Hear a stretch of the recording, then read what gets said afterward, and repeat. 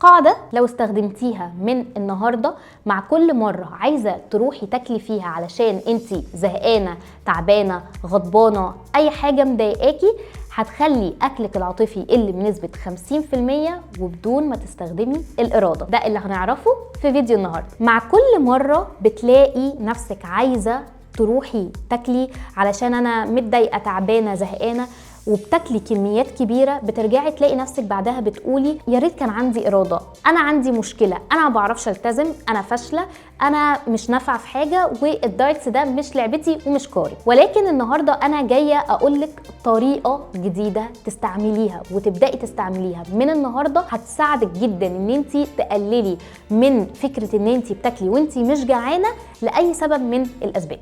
هاتي ورقه وقلم دلوقتي واكتبي معايا التفاصيل دي. اول ما تلاقي نفسك ان انت خلاص هتفتحي التلاجة هتجيبي اكل ايا كان هو ايه، فكري اسالي نفسك اول سؤال واهم سؤال، هو انا جعانه ولا لا؟ امتى اخر مره انا اكلت فيها؟ يا ترى اكلت من 4-5 ساعات؟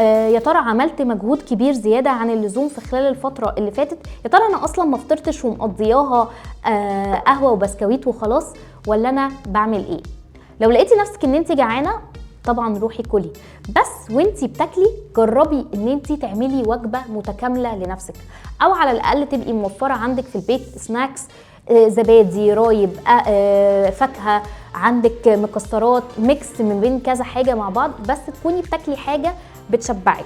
ولو انت حتى داخله مثلا بتعملي ده وانت خلاص جوعتي وانت بتطبخي ولسه مستنيه الاكل، اعملي حاجه تبقى بسيطه وخفيفه تشبعك لحد وقتها. تاني سؤال هتساليه لنفسك وقتها، هو انا تعبانه؟ هو انا كنت مرتاحه في الفتره اللي فاتت؟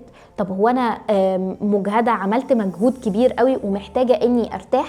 لو لقيتي ان الاجابه بتاعتك على السؤال ده انا فعلا تعبانه، راجعه من الشغل، كان في دوشه، الولاد كانوا عاملين دوشه زياده عن اللزوم، ده بيعيط وده بيصرخ وده عايز ياكل، الكلام ده كله، فانا محتاجه افصل مش محتاجه اكل. فمحتاجه افصل يعني هبدا اني ببساطه خالص ممكن اروح اعمل مشروب دافي، مشروب بيهدي، حاجه اقعد على الارض، اجرب ان انا اتوضى مثلا، احط ميه ساقعه على رقبتي، اني اقعد على ارض بلاش اقعد على مكان عالي. دي كلها حاجات هتساعدني اني اهدى واريح دماغي. ممكن لو انا محتاجه اني انام وعندي الاوبشن ان انا اقدر انام 10 دقايق ربع ساعه ينوكي ويدوكي طاقه لبعد كده. تالت سؤال تساليه لنفسك، هو انا دلوقتي غضبانه؟ حصلت حاجه عصبتني، ضايقتني، وترتني زياده عن اللزوم ولقيت نفسي عايزه اكل اي حاجه عشان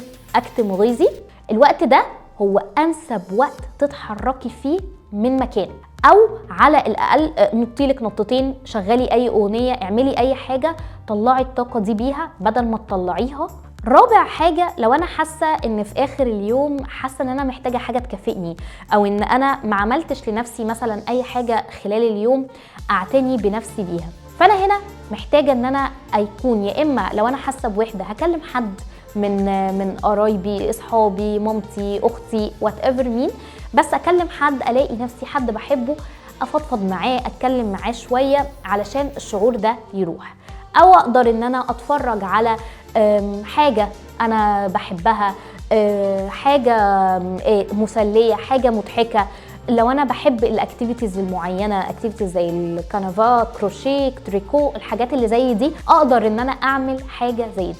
الموضوع ده محتاج تدريب، مش بيجي بين يوم وليلة، ولكن لو انت حطيتيه قدامك ان هو هدف ليكي من النهاردة، انا هبدأ اجيب ورقة وقلم، الورقة والقلم دول انا هكتب وهلاحظ نفسي انا كام مرة قدرت اني انجح اني ما اروحش للاكل مباشرة في الاوقات اللي انا كنت مجهدة فيها، تعبانة، متعصبة، متضايقة من اي حاجة. الطريقة دي لما تبدأي تستخدميها حطي كمان لنفسك مكافأة، علشان على نهاية الأسبوع لو انت كنت بيجيلك الحالة دي أو بتجيلك اللحظات دي 5 مرات في الأسبوع، 10 مرات في الأسبوع، ولقيتي إن هما مثلا بقوا 5، بقوا 7، بقوا 3، وشوية بشوية لقيتي الموضوع معاكي بيختفي، يبقى هي دي الخطوات بالظبط اللي انت محتاجاها ان انت تحتفلي بنفسك بيها، محتاجه تكافئي نفسك عليها.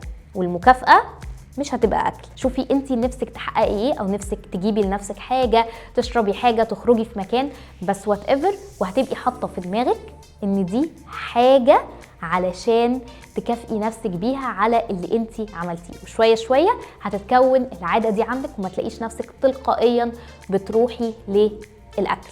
الطريقه دي هي جزء، والاداه دي هي جزء من برنامج بيبي جيرل لايف ستايل، البرنامج اللي بساعدك من خلاله تتغلبي على الاكل العاطفي، تتخلصي من النهم والشراهه اللي عندك بدون ورقه دايت، بدون حساب سعرات، بدون ما تلاقي نفسك بتعملي وبتاكلي اكل معين عشان تقدري ان انت تعملي ده. برنامج مدته شهور، 6 شهور ببقى معاكي خطوه بخطوه واسبوع باسبوع علشان تقدري توصلي لحاله سلام مع الاكل، تبقي مش خايفه مع الاكل، ما بتتخانقيش مع جسمك، ما بتتخانقيش مع الاكل ومع الوزن ومع الارقام، مش كل ما بتتضايقي بتلاقي نفسك بتجري على التلاجة، عارفه تتحكمي في مشاعرك وزعلك واي حاجه بتحصل لك، ومش بتلاقي نفسك بتروحي للاكل مره واحده. تفاصيل البروجرام كلها هتلاقيها في الديسكريبشن بوكس في اللينك، ومستنياكي تنوريني في تجربه